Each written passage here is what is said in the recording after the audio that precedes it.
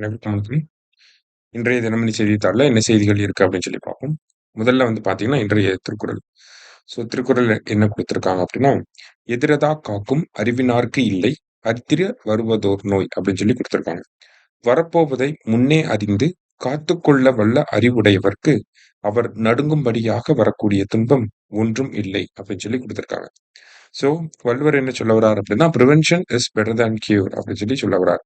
So நமக்கு ஏதாவது ஒரு பிரச்சனை நடக்க போகுது அப்படின்னா, அத முன்கூட்டியே கணிச்சு, அதுக்கு ஏத்த மாரி நம்ம தயாராகிக்கிட்டோம் அப்படின்னா, அந்த வரக்கூடிய பிரச்சனைகள வந்து நம்ப ஈஸியா சால்வ் பண்ணிட முடியும் இல்லையா? அததான் இங்க சொல்ல வராங்க. திருக்குறளின் 429 அதிகாரம் அறிவு உடைமை அப்படிங்கிற அதிகாரத்துல.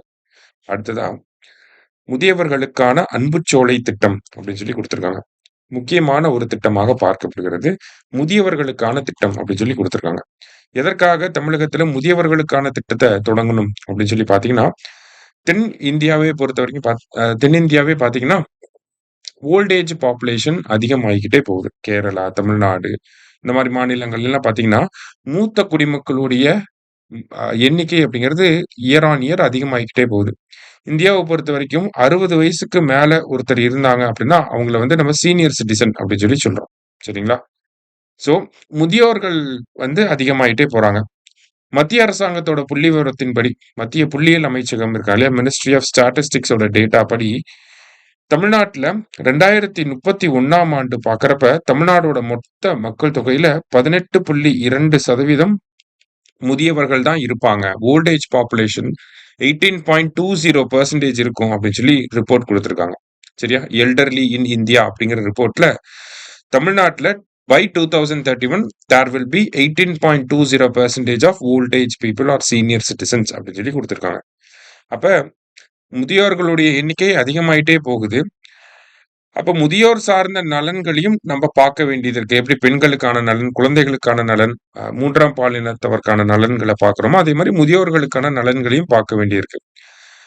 அதுல ஒரு முக்கியமான ஒரு திருப்பு முனையாக நமக்கு இந்த பட்ஜெட்ல அன்புச்சோலை அப்படிங்கிற திட்டம் அறிவிக்கப்பட்டிருந்துச்சு. அன்புச்சோலை அப்படின்னா என்ன அப்படின்னு சொல்லி பார்த்தீங்கன்னா, இது வந்து ஒரு ஒரு டே கேர் ஃபெசிலிட்டி அப்படின்னு சொல்லலாம். ஓகேங்களா? ஒரு டே கேர் ஃபெசிலிட்டி. அதாவது முதியோர்கள் இருப்பாங்க நம்ம வீட்ல.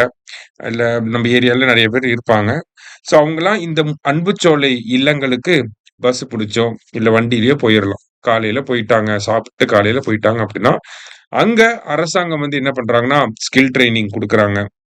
அத தாண்டி பார்த்தீங்கன்னா, பிளேஃபுல்லா நெறைய கேம்ஸ வந்து வைக்கிறது, முதியோர்களுக்கு ஏத்த மாதிரி. அடுத்ததா பார்த்தீங்கன்னா, அவங்களுக்கு வேற ஏதாவது பயிற்சிகள வழங்குறது. ஓகேங்களா? அவங்கள பிசிக்கலா என்கேஜ்டாவும், மென்டலா என்கேஜ்டாவும் வச்சுக்கிறது. அந்த இடத்துக்கு போறப்ப அன்புச்சோலை இல்லங்களுக்கு போறப்ப, அவங்கள மாரியே இருக்கக்கூடிய நெறைய மக்கள் வருவாங்க. அவங்கலாம் ஒரே வேவ் லென்த்ல இருப்பாங்க. அப்போ ஒரு சோசியல் ரிலேஷன்ஷிப் அப்படிங்கிறது கிரியேட் ஆகும். இன்டராக்ஷன் அப்படிங்கிறது வரும். வீட்ல இருந்தா தனியா செல்ல பார்த்துட்டு இருப்பாங்க. அங்க போனா, அவங்க பழைய காலத்துல எப்படி இருந்தாங்களோ, அந்த மாரி பேசி சிரிச்சுக்கிட்டு இருப்பாங்க. இது மென்டல் ஹெல்த்துக்கு ரொம்ப நல்லதா இருக்கும். ஓகேங்களா? அதே மாரி அரசாங்கமே மதிய உணவும் வழங்கிர்றாங்க. சாயந்திரம் டீ, காஃபி எல்லாமே குடுத்துர்றாங்க. ஒரு நாள் ஃபுல்லா இந்த மாதிரி அவங்க டைம அவங்கனால ஸ்பெண்ட் பண்ண முடியும். அதுதான் இந்த அன்புச்சோலை அப்படிங்கிற திட்டத்துடைய நோக்கம். பிசிக்கல் அண்ட் மென்டல் ஹெல்த் 2யுமே பார்த்துக்கணும் அப்படிங்கிறதுக்காக தான். ஸோ அததான் நம்ப இந்த செய்தியிலயும் குடுத்திருக்காங்க. ஸோ இந்த திட்டம் எங்க தொடங்கி வைக்கிறார் நம்ம முதலமைச்சர் அப்படிங்கிறது கேள்வியா வரலாம். திருச்சியில அன்புச்சோலை திட்டம் அப்படிங்கிறது அந்த திட்டத்தினுடைய அந்த லான்ச் அப்படிங்கிறது திருச்சியில இருந்து இருக்க போகுது. ஓகேங்களா? இங்க இருந்து தொடங்கி வைக்க போறார். சரிங்களா? மொத்தம் 25 அன்புச்சோலை மையங்கள வந்து லான்ச் பண்ண போறாங்க. சரியா?